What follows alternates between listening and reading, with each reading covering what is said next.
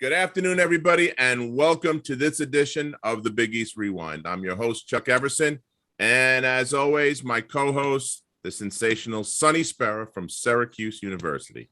Good afternoon, Sonny. How are you? Hey, Chuck. Got a nice ring to that, by the way. Sonny. You like Syracuse? That, right? That one rolled right off my tongue, Sonny. Because the word sunny with Syracuse don't usually go together. Usually it's snowy in Syracuse. Made it roll, baby. I'll take it. Thanks. So today, Sonny, we have a show that I've been waiting to do for a while, and we were able to connect with this guy, and we're very lucky to have him. We got another Hoyer in the house, so I know you got your orange up. You know, you got your orange on today. Take it easy. We're amongst friends. Hoyers and the Orangemen. We've brokered that with numerous Hoyers that have been with us on the Big East Rewind, and Today, we have one of the best players to come out of Georgetown. The guy's got over 2,100 points. He won 3 Big East titles, won a national championship. Hoya legend, Reggie Williams is with us. How are you, Reg? I'm doing pretty good, Chuck. How are you? I'm good, man. And, listen, I tell you what, I'm so happy that you're here, but when I talk to people and I tell them, hey, I'm talking to my buddy Reggie Williams, they don't believe me, based on what happened a few years ago, right? It wasn't just a few years ago, man. It was many years ago. Well, yeah, 36 years ago, Reg. Look at the gray hair between the three of us. Oh my goodness. I know it. I know you're rocking the beard. I saw that. I was like, you're pretty distinguished, man, with the beard. I like it. Well, I cut it down. My wife, it was a grizzly beard, but my wife made me cut it down. Yeah. Okay. Smart man. She knows best. That's it. So that's a smart man. So let's jump in. We're gonna touch on all facets of your career today, Reg. I was looking some stuff up. I know you played for Bob Wade at Dunbar, and on one of arguably one of the greatest high school teams ever. That there ever was. You had 6 guys go to the NBA from that team, Reggie? It was on my teams, it was 4. Myself, Muggsy Bogues, Reggie Lewis, and David Wingate left. He was a year ahead of us, 1 year ahead of us. Right. And then after that, Sam Cassell and some other guys made it to the NBA. Oh wow. So I didn't know Cassell came from there too. That's pretty impressive. He was a little younger than us, but he went to Dunbar also. Well, that whole area is known for fantastic basketball players, right? I mean, is that part of Prince George's County or no? Can you? No, I'm from the city. I'm from Baltimore City. That's where the real players are, Chuck. I know that. I know that's a big rivalry with all the guys, especially the guys that are in the league now, right? I mean, there's been documentaries done on that and everything about, the ball players that come out of there, Yeah, when I was coming along, we wasn't in the state competition. We was in the city. After I left, a few years after I left, that's when Dunbar went back into the state championships. Yeah.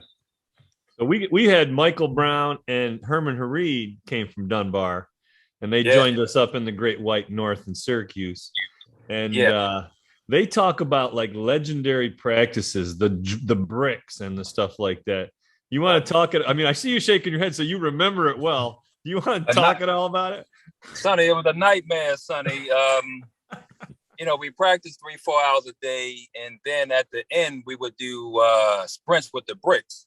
So each player, Mr. Wade was kind enough to wrap the bricks in cloth so we wouldn't get scarred up. So we would and some of the bricks were broken in half. So if you grabbed that half a brick and everybody grabbed 2 whole bricks, if he found out, it would be suicide, man. But it was crazy.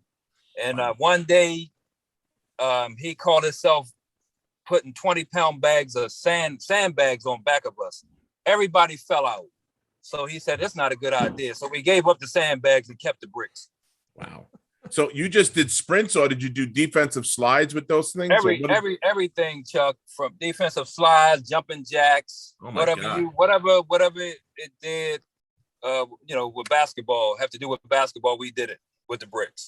Well, it must have worked. You went 59-0, right? Those couple of seasons. My last 2 years we went 59-0. My first year as a sophomore there, we were 24-3.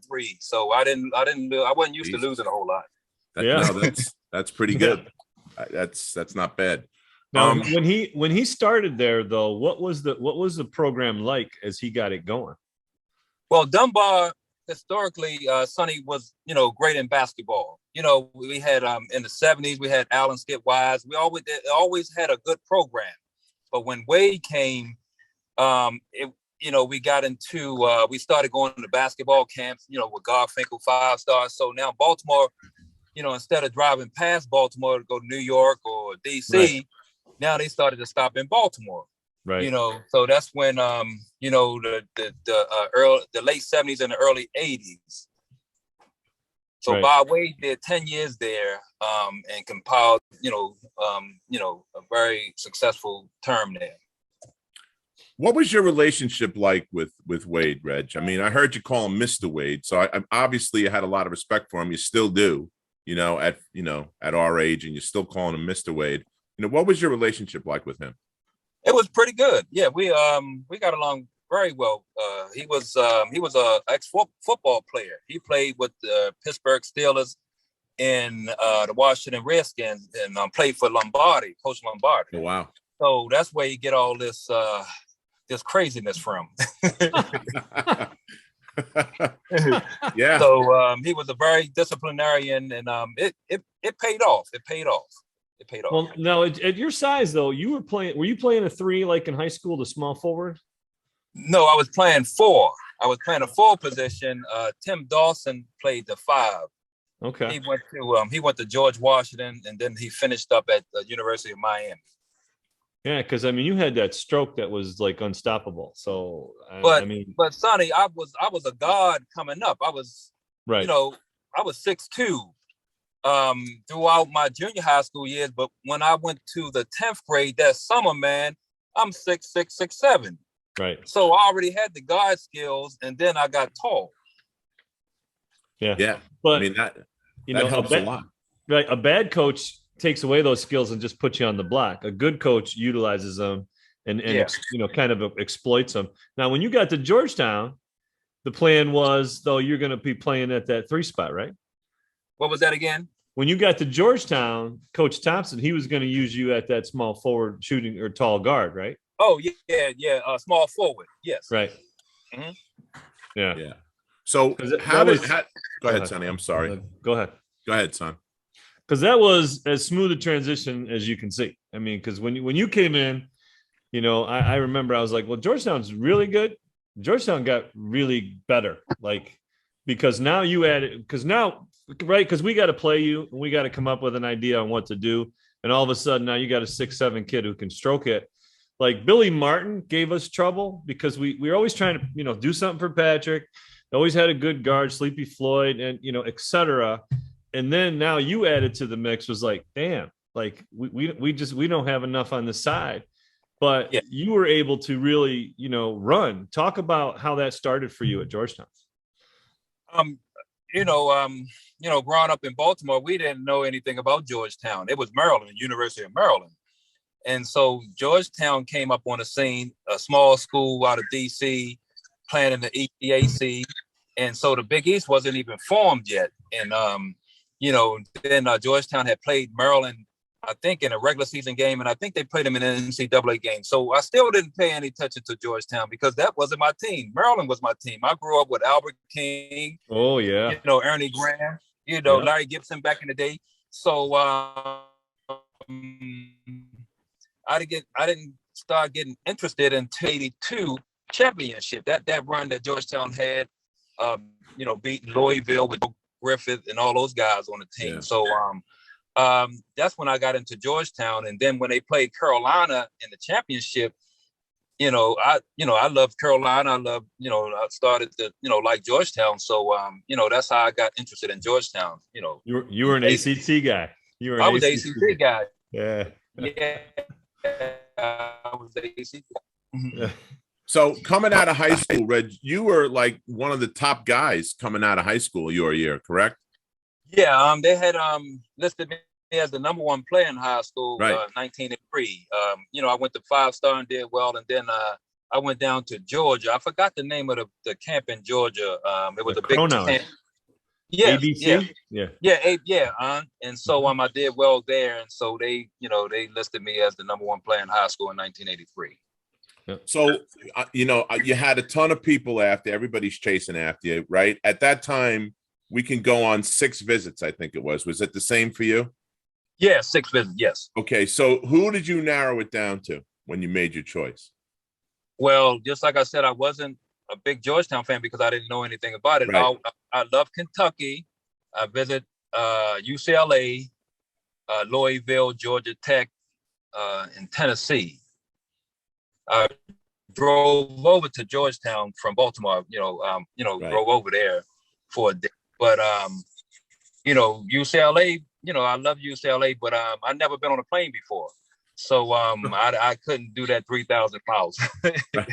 Yeah. And Carolina came. I didn't visit Carolina because John Thompson and Coach Smith were pretty good friends. So Dean Smith called me before my visit and said, "Reggie, you're going to Georgetown." I said, "Okay." Oh, really? Wow. Yeah. Dean Smith, called me and said, "You're going to Georgetown." I said, "Okay, thanks, Coach."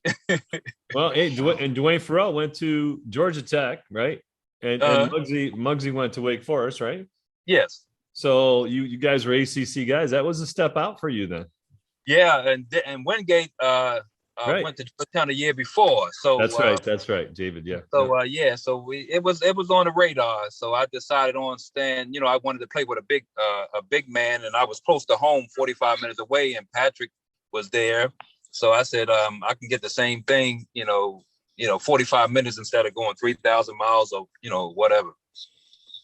Did you stay in touch with Dave his first year, so you kind of knew what to expect when you got to the hilltop? No, David didn't tell me anything. That really? You guys were teammates. What happened? Chuck, I know, Chuck. He didn't tell me anything, man, and it was unexpected, man. I didn't think I was going up in there, and back then they can say all kind of words to you, man. And I said, what is this? I said, David, you never told me this. What's going on?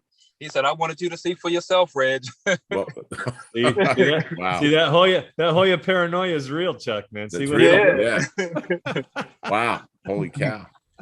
So now you get to Georgetown and you get to play, you said you wanted to play with the big man. There's nobody better to play with than Patrick. I mean, that guy, he came in the league. When he came in the league, the entire league changed. That class with Eddie and Chris, and Sonny Spera, when everybody came in from that league, they all came in. That changed the whole way that the Big East was looked upon from everybody else. Yeah. Talk about what it was like. Talk about Patrick for a second. Talking about what it was like to play with that guy. It was kind of special, man, because he was a guy who had all the attention, the expectations, and he was just down to earth. He didn't complain about shots. He could have scored a lot more in college, but I think he scored his career is like 15, maybe a little bit over that. So he didn't demand the ball, and cried.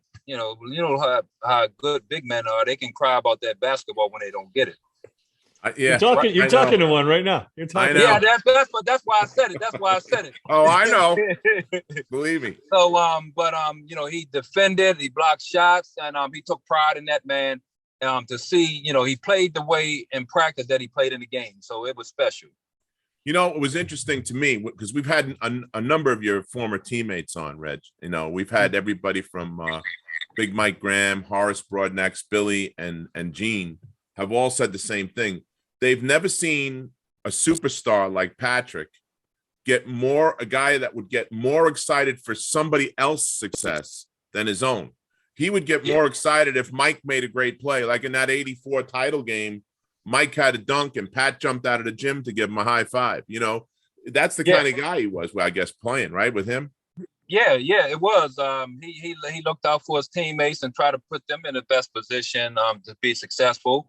And it was a joy, playing with them, especially practice, the way he practiced, man. And sometimes he, most of the time, when I went to Georgetown, Patrick would gain weight during the summertime.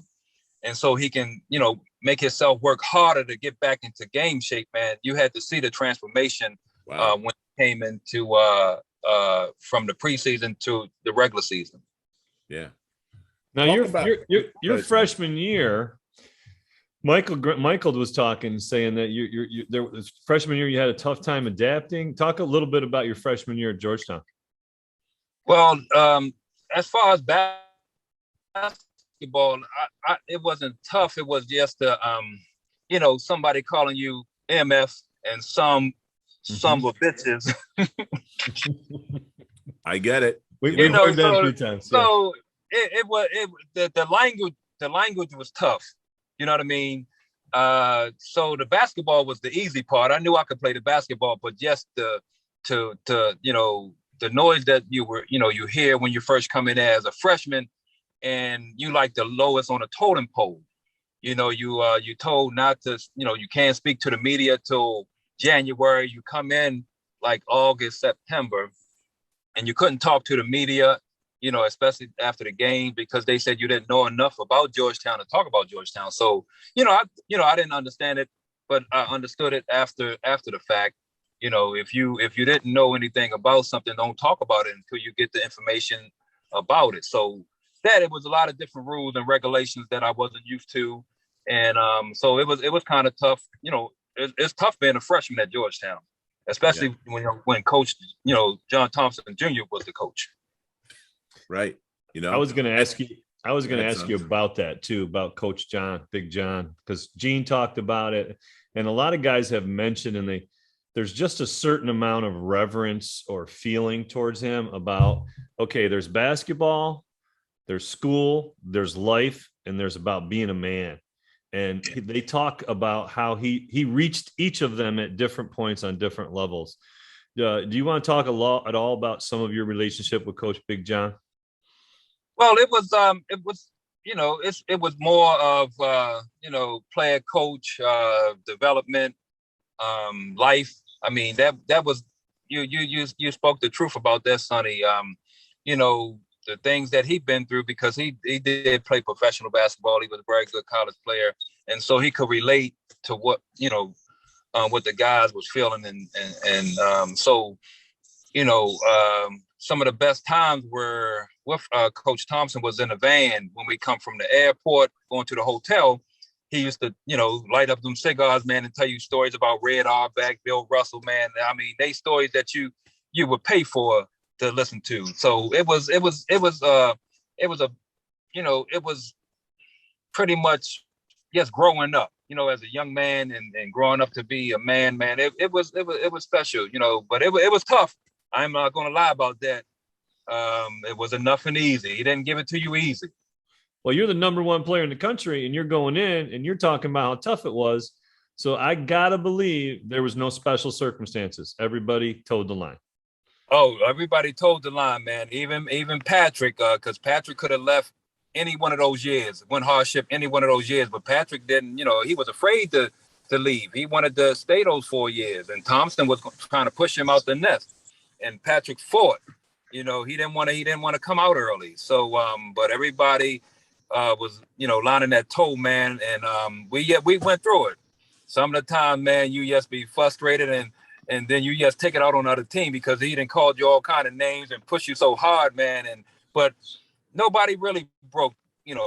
We kind of accepted it and said, hey, we're gonna be better for it. Yeah, I mean, everybody goes through the struggles. First of all, you're away from home for the first time. You know, you yourself said you hadn't been on a plane before. You're all these adaptations you have to go through. Yeah, we have nobody. There's no rules as far as, you know, you're on your own. So you got to get your own schoolwork done, because I know all you guys went to class, you know, and I know, I know between Mary Fenlon and Coach John, I know there was no BS about missing classes. Non-negotiable. Not negotiable. If you miss class, you'll be walking out the door in Georgetown. You know, so wasn't no missing classes. Wasn't no missing classes. And so, you know, so it had to get, it gets tough for anybody. And then put on the fact that you had all these expectations coming out as being the top guy coming out of high school. It had to be a lot of pressure on you when you started. You know, Mike had mentioned that, you know, for a period of time, then maybe a week or so, that you kind of left for a little bit, right? What happened there? Yeah, they got on my nerves, Chuck. Well, I know more coaches getting on your nerves, man. I had enough, man, and I needed a little break, and so just to you know, to settle down, you know, and you know, so I took that week. I went home and talked to my family. I still knew that I was coming back, but I just needed a little break. And when I came back, you know, I was ready. You know, I kind of, you know, dealt with it. You know, I grew up. I grew up in that short amount of time. So what you're saying is you were ahead of your time, because now athletes are taking these mental health breaks. You know, you see Simone Biles and people like that. You're taking, so you got to take a little break. That was a smart move, man. If it got you straight to get you ready for the rest, because you had a hell of a run going down the stretch in '84, man. Your first year, you know. Yeah. Talk about that. Yeah. You know, when I came back, I was starting before I left. I was starting, averaging 11 points as a freshman. And then, you know, I just needed to take a step back, because I didn't, you know, I said, well, I was one of those type of players. You just asked me to do this or do that. To cuss me out to get me to do anything. So, but that wasn't a way of Georgetown. I mean, it wasn't like he was attacking me. He talked to everybody like that. So It was nobody missed out on that. You know, so, but I came from a program, you know, Bob Wade pushed us physically, but he wasn't a holler or a screamer. John Thompson was. So that was different, you know, from what, you know, I was growing up. So that it made it a little tougher. But, you know, I stepped back and went home for like a week or so.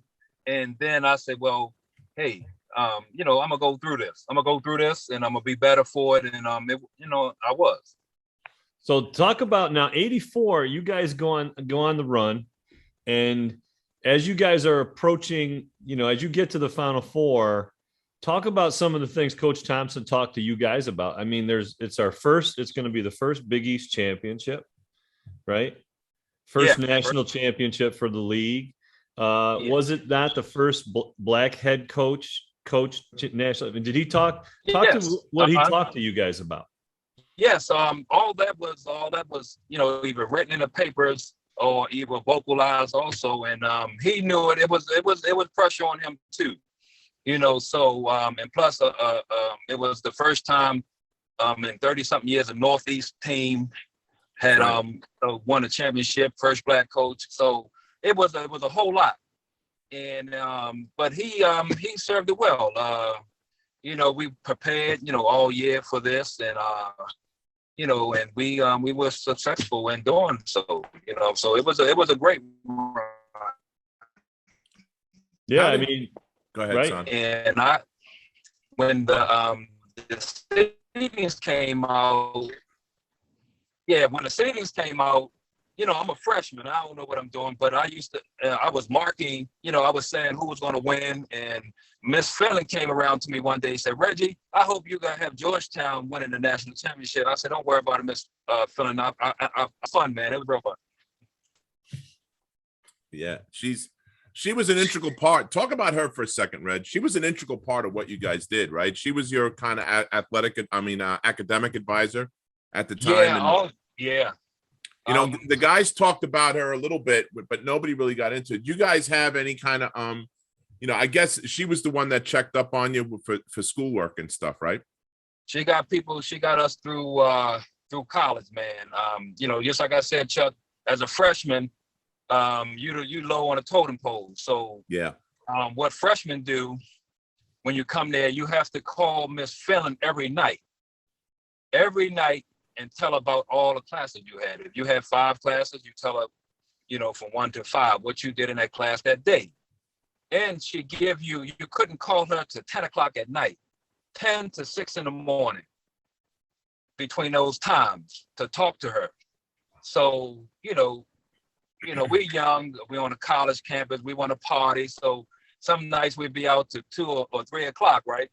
And didn't call Miss Fillon before 12. This lady, if you called her at 2 or 3 o'clock in the morning, she would pick up that phone and you better explain everything you did that day in school. Wow. So this went on for your whole freshman year. And if you felt that you needed some pushing or whatever, you could do it your sophomore year, you can do it your junior year, you can do it your senior year if you volunteer. But as a freshman, it was mandatory to call her every night. Wow. How about that for a job description, huh, Chuck? Yeah, man. I tell you what, I don't think, Sonny, I don't think people really understood what she did for you guys, Reg. I don't think anybody's ever talked about. We thought she was. You see her on the bench for every game. She's right. Yeah, we thought she was an assistant coach. I'll be honest with you, because the two of them would confer. She had that title too: assistant coach, academic coordinator. John Thompson, Coach Thompson, right hand man, woman. Yeah, she was all of that, but she stayed in the background. But Miss Fillon was a very integral part of Georgetown's success. Yeah. So that's cool. Reg, you seem, listen, you and I have talked a few times over the years. We've gotten together a couple of times and had some laughs and joked around, but you seem like a guy that's a very personable guy. Okay. How difficult was it for you when you got to Georgetown and all of those rules were put into effect about you can't talk to your friends, keep your head down at the banquet, at the luncheons that we had, that kind of thing, no talking to the media. How tough was that on top of all the other things that people go through as a freshman? How tough was that for you to do that? Yeah, it was tough. But they were the rules and regulations, at Georgetown, man. And you had to, if you wanted to be a part of it, you would have to, just join in. And people don't know, they just see the glitz and glamour of playing. They don't know the background stories of, what went on to get you there. Right. But it didn't kill us, we went through it. A lot of guys, mentally tough today, to go out into this world, man, that you will deal with a whole lot more than, basketball. Did anybody take you under their wing, Reg? Did anybody like mentor you a little bit as like, let's say a junior or senior, No, no. Wow. Because everybody wanted to, it was competition. Yeah. I think Chuck and I had talked about it, a few days, when before we made this contact to do the interview, that back in the day, the Big East was business, but it was like organized fun, different or whatever. It was basically business. We was on a job training, it was business, and then you saw, personalities when we left the college ranks. Then you've seen players develop, friendships or whatever, and it wasn't. I never hated any team. I like beating them, Syracuse, Villanova, whoever. Yeah. But we didn't have conversations, till after we left. Then, like Harold Presley, I like Harold Presley, Chuck and those guys, Ed Pinckney, those guys, so it wasn't never hate, it was competition, and we wanted to beat them like they wanted to beat us. Yeah, sure. Oh yeah. So, and then we also talked to some of your teammates about, the traveling from, staying in Louisville when you played in Lexington and staying in, I don't know where you stayed when you were in Seattle, you know, but it was a long distance to stay in Rye, New York, to go play in the Big East tournament. I mean, how did that affect your game prep when you guys are staying so far away? I mean, you know, we were joking around with Billy and them and say, what did you do? Go from pregame meal to the team bus and then go to the game from pregame. So we were like, what, you know, talk about that for a second, what that was like. Well, it was different. I didn't know, you know, I'm just coming in, you know, as a freshman or whatever, but that was their routine. He didn't stay around the media where the guys could get, you know, start talking or get into trouble. It was more isolation and team building from his standpoint. So I went, you know, I didn't have anything to say about it or why or reasoning. I just did it because that's what the norm was. You know, people used to, you know, friends used to, why y'all stay so far away? I guess it was his way of team building, where no distractions, you there. We would even practice in a ballroom with no hoop, you know. So we'd put the tape down as the, you know, the lane and everything, and that's how we got our work done. So let's talk about you guys. You guys win it all in '84 in just utter dominating fashion. You want to talk a little bit about that coming to fruition now, winning that championship, getting that monkey off the back for Coach Thompson and really just solidifying the Big East as an entity? Yeah, you know, 1984, you know, it was some tough teams. You know, you had Kentucky in there, you had Houston with Olajuwon. We had to get through the Big East, Villanova, St. John, Syracuse. You know, it was tough. You know, but it made us, you know, better players because we played, you know, some of the best teams in the country was in the Big East. So if we seen somebody else, you know, we were ready for them because we didn't play, you know, Pinckney, Mullen, you know, Washington, you know, so we played those type of guys in our league, and so we were ready for anybody. Yeah, those other teams from other conferences aren't ready for the physicality and how we played in the Big East, you know. And the proof of that is, Reggie, you steamrolled Kentucky and Houston. Oh my goodness. I mean, Kentucky in the second half, I think they scored 3 points in the second half, if I'm not mistaken. Yeah, it was something like that, Chuck. Just like I said, they wasn't used to that type of play. You know, that we went through every night in the Big East. So, you know, and plus we had athletes also. We could bang, we could, you know, get out and run. So we had a combination of a lot of things going for us. You know, you guys were so deep on that team. And then on top of that, the press that you all ran was ridiculous. I mean, the full court, the pressure on the basketball and the full court pressure in your face for 40 minutes. It was if you weren't used to that, you were going to fall to that. At some point, you were going to crumble and not make it through the game. You know, the only guys that had a shot were guys that knew who you were a little bit and knew how to deal with it a little bit. Yeah, that's why. I don't know if you're going to cover this in '85. You know, we had, you know, the three teams in the Big East. You know, St. John, Georgetown, and Villanova. We would rather play someone else who didn't know us, who seen us every day. You know what I mean? So you don't want to see teams that you fight and claw with every day. You know, so you know, Nova knew us, and they've been through, you know, all the Big East wars. St. John's knew us, and so we would rather have played Memphis State. Yeah. So let's get right into '85, right? So because we got you, we got Chuck. So I got to ask the question, right? I got to ask the question. End of the half, there's a little incident between you and Chuck here, right? Chuck boxes you out. You have a little unpleasantness with the way the box out happened. You want to talk about that situation? Because it made Chuck famous, by the way. But let's go into it. It was I'm slim, 190, Chuck 260. He's leaning on me. That's kind. I'm trying to get him off. I'm trying to get him off of me. And I said a few little words or whatever, but it wasn't, it's the heat of the moment. You know what I mean? But I just wanted that big guy off of me.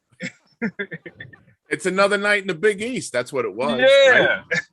Well, I gotta tell you, I gotta tell you, I feel like I have to say thank you to you. Sonny alluded to it.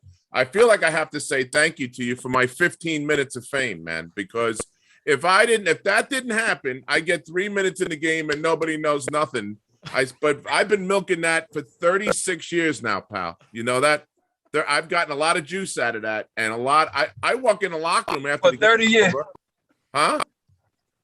I walk in the locker room after the game's over. I got 30 reporters in front of me. I go, what the hell do they want to talk to me for? I played 3 minutes, and they wanted to know what happened with you. You know, so I feel like I owe you a steak dinner or something at least. Yeah, you owe me, Chuck. I'm waiting.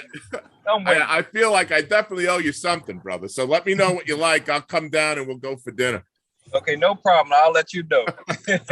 I do have a couple of serious questions though for you about. Okay, go ahead. You started the game on fire. I mean, you came out of the gate, man. I was like, wow, we're in big trouble. Reggie's hot. You know, we got a situation here because I don't know if you continued on that pace, I don't know that we could have slowed you down. Honestly, I mean, you were putting everything in. No match. And then all of a sudden, something happened. Did you roll an ankle or something, or what happened? Well, Chuck, I got hurt in the Elite Eight against Georgia Tech, so I sprained my ankle bad in Georgia Tech. So I'm upset. I was icing day and night, and then I got well for the St. John's. I had gave them the business, and then I had at the end of the game, I rolled my ankle in the Final Four. So when we came out against you guys, I was ready, but I wasn't fully healthy. I was ready mentally, but I guess Coach Thompson and coaching staff kept taking me out. And once they took me out, I couldn't get my ankle back loose. So that's why I cooled off a little bit. But that's what happened with that. Okay. Yeah, I'd always wondered. I said, what, all of a sudden it went from here to here. And I'm like, what the heck happened? I said, and believe me, hey, Chuck, I was on a bench next to Coach Thompson. I said, man, put me in the game. Put me. Okay, Reggie. Okay, I'm going to get you in there. And so, the other thing I got to ask you about is I couldn't believe that you let us hold the ball at the end of the half, and then at some point in the second half, you guys tried to hold the ball. You've never tried to hold the ball against anybody. Well, no, we didn't. When we were holding the ball, Billy Martin was playing my position on a wing. Billy never plays the wing. He always played down on the baseline. Right. So I was in Coach ear about putting me back in the game. And Billy, it was a lackadaisical pass, and he threw it at I forgot McLean's foot or whatever. Horace's foot. Not that I remember, but not that he remembers.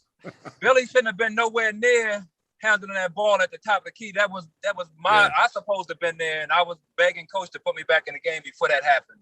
Yeah. It was, and you know what? That's one of the most watched championship games to this day, Reg. And to be a part of that Final Four with you guys and St. John's, and that's never been done before or since. That was a pretty, forget about who won and who lost. It was a special thing for the conference that they had 3 teams in the Final Four and almost had 4. Had 4. Yeah, Memphis State hit I think it was Andre Turner hit like a half-court shot or something to beat Boston College. But it would have been. What I do want to ask you, Reg, because Coach Massimino, right? He went nuts right before halftime because of your interaction with Chuck, and we asked Billy and Horace and Gene wasn't there, but we asked Billy and Horace. But we talked about it, and was anything mentioned? And Billy just said no. Those things happen. We were just used to it. Where Coach Mass went off the rails and used that as a huge motivation thing. Was there any discussion at all about anything that happened at the end of the half, or look what the game is turning in, anything like that? Chuck, we were halftime, we were going out. Chuck, had held me up a little bit. I just wanted him off my back. I didn't so I don't know if Packer was calling it, but they made more of it than what it was. And I guess Massimino got a hit of it and then, use it as motivational. I don't know what happened in the locker room. Yeah. He went nuts, and you guys, crazy. Billy and those guys said it really wasn't discussed in your locker room. No, it wasn't. It wasn't discussed. Business as usual is basically what they said. This happens all the time. The Big East, there's two Big East teams. Right. Yeah, and listen, it wasn't like that kind of stuff didn't go on. I'll be honest with you, Reggie. I was mad, not so much that I got hit, because that's part of playing in the Big East. Okay. I was mad that I knew I wasn't getting back in the game in the second half, and I wanted to go to the foul line and get a shot at scoring in the championship game. You go running away, and there's no way on God's green earth I'm going to catch you, my friend. There's no way. So I had to let you go. So I had nobody to yell at but the official. Yeah. You might have given him 30 minutes of fame if he could have got a free throw. So. Forget it. That would have been great. I think Chuck had played a big part in that scandal too. I think he went to tell Coach Massimino on me. That Reggie said, "We're gonna kick y'all ass," and then Chuck started that mess, man. Chuck started that mess. Well, Chuck's a great motivator. That was the best time. So talk about now. Let's talk about the Big East championships at the Garden.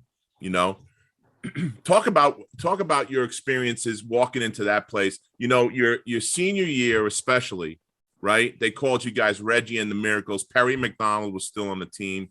Mark Tillman was on the team. There was a bunch of guys. You walk in the Garden, and you basically had to put the team on your back. And I know you're a humble guy, so I know I could say it. I know you won't say it, but you put the team on your back, man, to get to the Elite Eight that year. Talk about the Garden when you guys went in there your senior year. Chuck, the Garden is heaven, man. You always want to play well in the Garden, man. It just has so much historical history behind it. And so when we went there, the rims, it was soft. The court, it's the perfect place to play. So when we went in there, we had confidence. We felt like, Madison Square Garden was our home. So that's how we felt mentally. And it was, Michael Graham had left. Yeah. Cliff Darasol, he came in with us. So that left me with all the underclassmen. So I was the only senior on the team. So, I've been through all the battles and all the wars, early on. And then they left me alone to take over it, and that's when I had to, talk more. I had to communicate more. Before that, I had upperclassmen that do all that work. But now it was my turn to, show leadership. Mm-hmm. Yeah, so we had Syracuse and Georgetown had some epic battles in the Garden.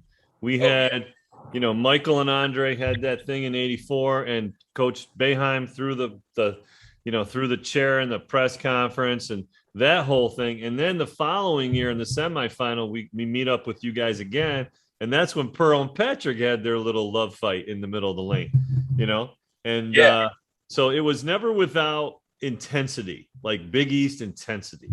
And just being there, and then in the Garden you add that spice to it. Like you said, it's a legendary arena. There's nothing like it. Those were special times. The games were intense. We just got on each other's nerves. The competitive juices came out. Because we didn't have that like the AAU, when they go around the country on a circuit and they become friends like LeBron James and them. We didn't know the opposition, so it wasn't friendship. It was about business. We wanted to win. Nova wanted to win. Orangemen wanted to win. St. John's wanted to win. So it wasn't about having a conversation. It wasn't about that. Yeah. Yeah, I remember. No, Michael and Herman, we talked about it. When they joined our crew. And they added to a little bit of it, because everybody had the Georgetown starter jackets on, right? You guys were actually a phenomenon, right? A cultural phenomenon. And we were at Syracuse, and we're up north and we want to get you guys, and Coach Thompson and Coach Boeheim, I mean, they were oil and water, and they went at it head to head, as did a lot of coaches on the sideline at those times. So yeah, there's no doubt about it. Well, you know what, Sonny, you mentioned the starter jackets and everything, right? Yeah. And they talked about that in The Perfect Upset, that HBO thing. What was shocking to me is, Eddie, our guy, Easy Ed, goes on with Gene Smith, Dwayne McClain, and Billy Martin on Gene's show, and admits to having a pair of the gray and blue Hoya sneakers, and he would wear them around the Bronx, but nowhere near Philadelphia did he dare put those on his feet. He would have got his balls broken like unmercifully for wearing those if he was by campus. So he was smart enough not to do that, but he did have a pair of those shoes, Reg. Yeah, I still have mine. I gave them to my wife. They 34 years ago. I got them. I got them in a picture frame. I still have mine. They were real fashion statement for anybody out in the street. They were the original Air Jordans, right? Is that what? Yeah, they were the legend shoes. The legends, right? Yeah, but Jordan, they became Jordan shoe too. Yes, yeah. Mm-hmm. So Reggie, when you finished college, now talk about the next step. What did you have a conversation with Big John about? Hey, I'm going to the pros with all his wisdom and background, or how was that handled for you for taking the next step? No, not really. We talked about. I went to interview a couple of agents, and it went from there, Sonny. We didn't really talk about it. Big John was a big man's man. So did your relationship get any better from your freshman year with Big John, or not really? Not really. I mean, we respected each other. I think he was still mad because I left and held on to that. But right. I didn't mind. I was going to do, my thing. I was going to still listen to him. I was going to still play hard and things like that because I wanted to win. But right. I think that, Coach, had his ways where, he held grudges. And I still, to the day, think that he still, was sore about me leaving and coming back. Yeah, could be. I don't think anybody understood that at the time. If somebody took some type of break, it was looked at differently than it is today. And we mentioned that earlier. I mean, it doesn't look the same as if it did look like you were bailing out or whatever. Even though that was something that you had to do to get yourself right in order to play and be at your best. So it's kind of a weird. It's kind of a weird thing. But I give you credit for taking that step and having the guts to, step off for a week or whatever it was. Oh, David didn't tell me what was, what to look for at Georgetown. And when I got there, I was in a big surprise because I'm saying, well, I didn't need, that week to go home and yes, to think about, the decision that I wanted to do, if I was going to, continue at Georgetown or transfer. So a lot of things were going through my mind. Yeah. I'll tell you what, though, Reg, we had guys, and Mike Brown was one of them, guys that left during Christmas break. We had my 4 years, we had 4 or 5 guys that packed up and went to a different school, at that break. So, to your credit, you went home and you just described it. You got right mentally and you came back and you had a phenomenal career. And national championship, runner-up, 2,100 points. 2,100 points. I mean, by all means, had a phenomenal career.